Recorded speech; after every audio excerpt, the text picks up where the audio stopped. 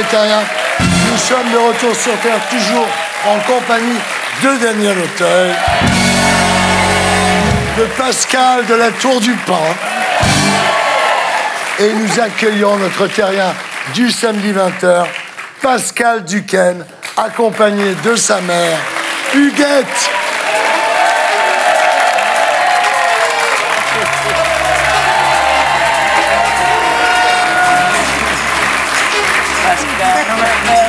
Mais t'as des cheveux blancs. T'as des cheveux blancs. Dis donc, il a pris asseyez-vous. Bonsoir. Bonsoir. Huguette, bonsoir. Pascal, bonsoir. Bonsoir, monsieur. Alors, il y a tout juste 20 ans, Daniel, votre tandem avec Pascal, le 8e jour, faisait chavirer le cœur des Français. Un film pour lequel vous avez décroché tous les deux le prix d'interprétation au Festival de Cannes. Ce soir, je vous propose de rembobiner votre incroyable histoire. Voilà.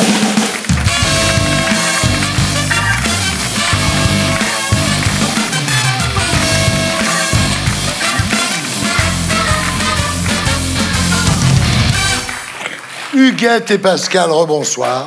Bonsoir.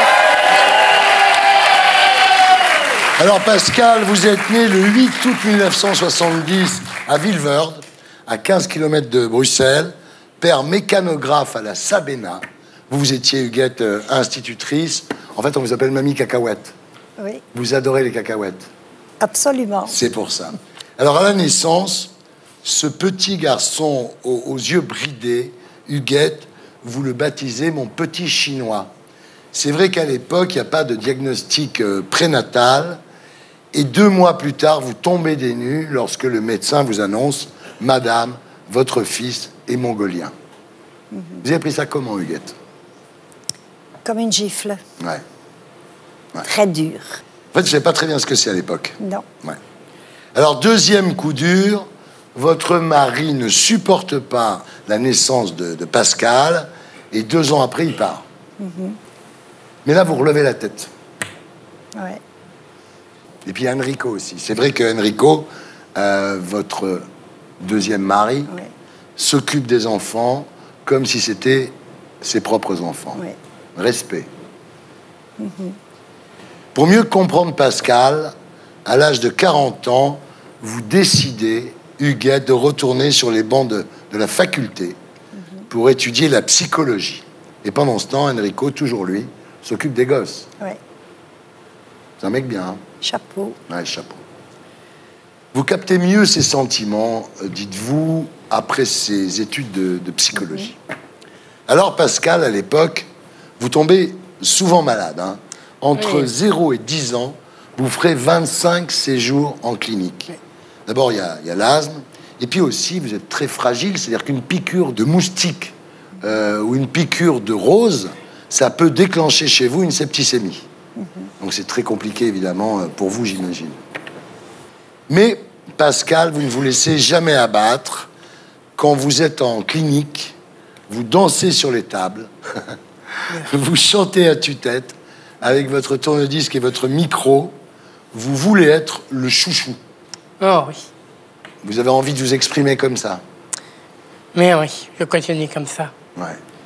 À l'adolescence, vous le laissez très libre, votre enfant.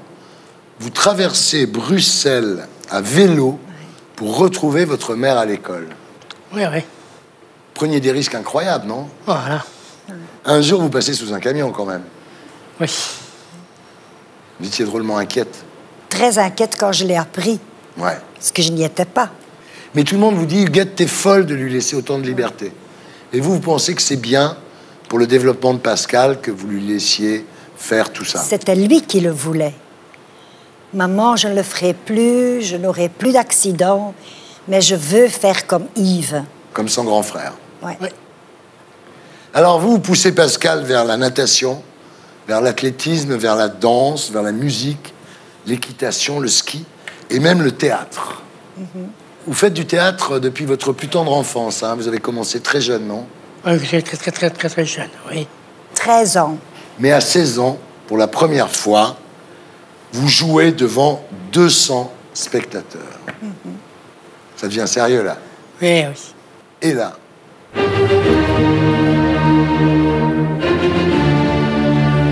Le destin.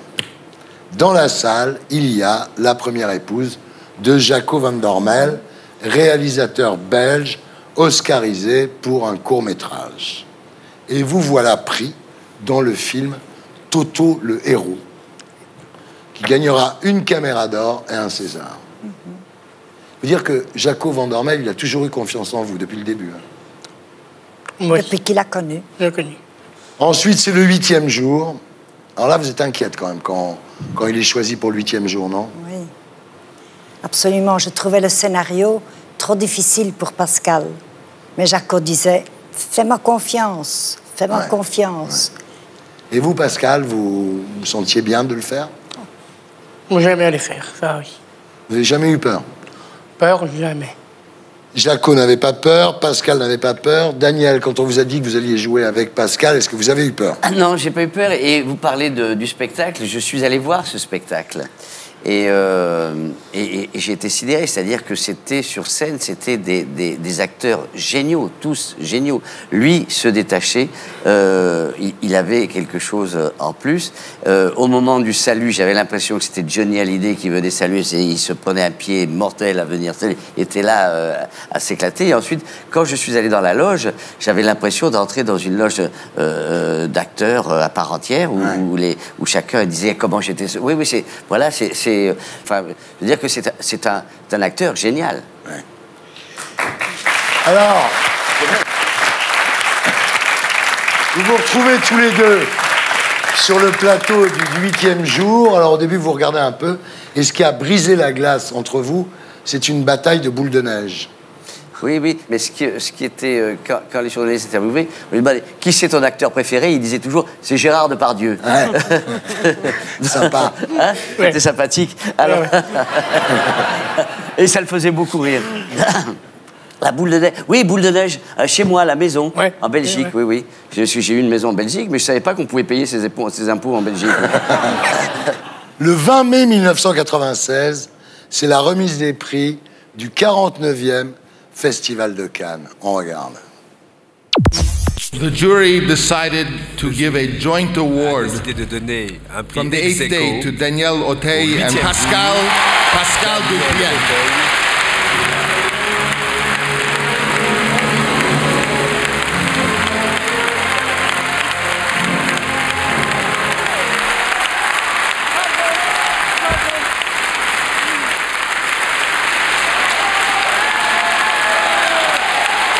Hein, Pascal? Oui.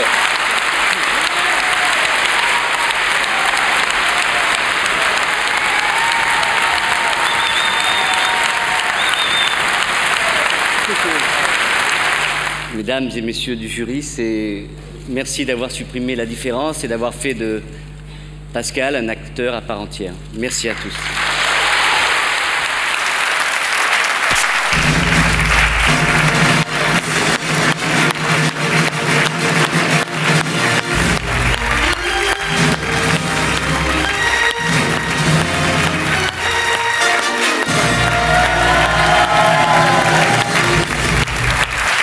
Ouais, ben ça me fait pareil, Pascal.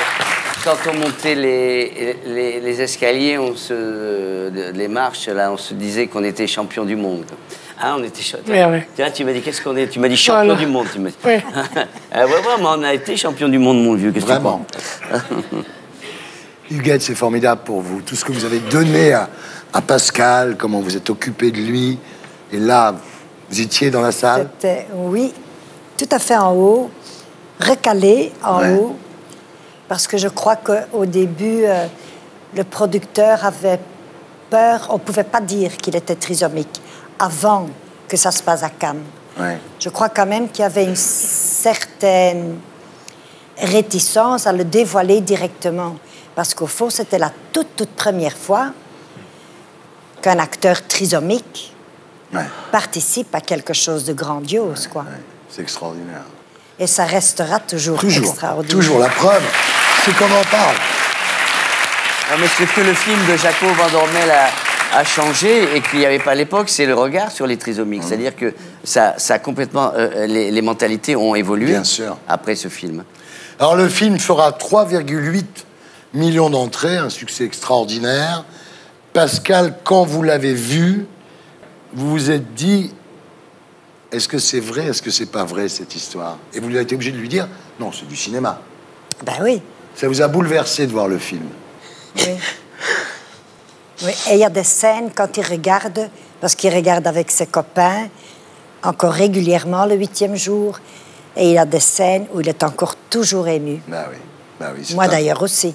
Tellement beau film. Et là, Pascal, vous devenez une star. C'est-à-dire que vous accompagnez le film dans sa tournée mondiale, vous allez au Japon, vous découvrez le saké, vous allez aux USA. Aux USA, tu te rappelles? Malibu, la plage de Malibu, alerte à Malibu. Non, non, on se balade partout dans le monde, comme ça, en avion. On va danser la nuit à Chicago, hein, tu te rappelles, on dansait dans les boîtes de nuit. On a des interviews comme ça avec toute la presse aux États-Unis, à Los Angeles. Il y avait 50 journalistes, et puis il y a un journaliste qui demande « Alors, Pascal, comment êtes-vous avec les journalistes ?» Alors, il dit toi je t'aime, toi je t'aime, toi je... Il cite les 50, hein. Toi je t'aime, toi je t'aime, toi je t'aime, mais tous ensemble, non. Et puis, il y a une autre histoire aussi à Los Angeles. On présente le film, Cité du cinéma, et il y a un journaliste il y a une scène dans le 8e jour où il vole. Et le journaliste qui lui dit « Mais comment avez-vous fait, Pascal, pour voler dans ce film ?» Il dit « J'ai appris. »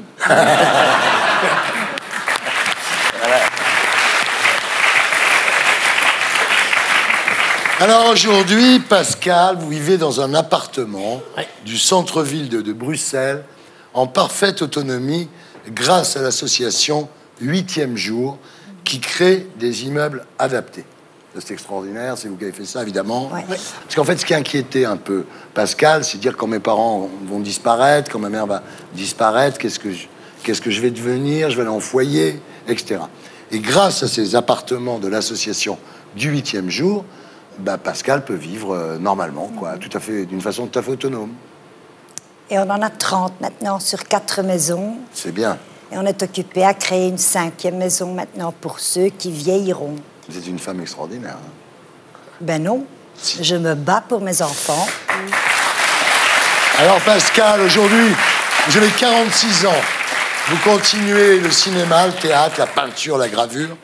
Et vous dites, je ne suis pas handicapé, je suis trisomique.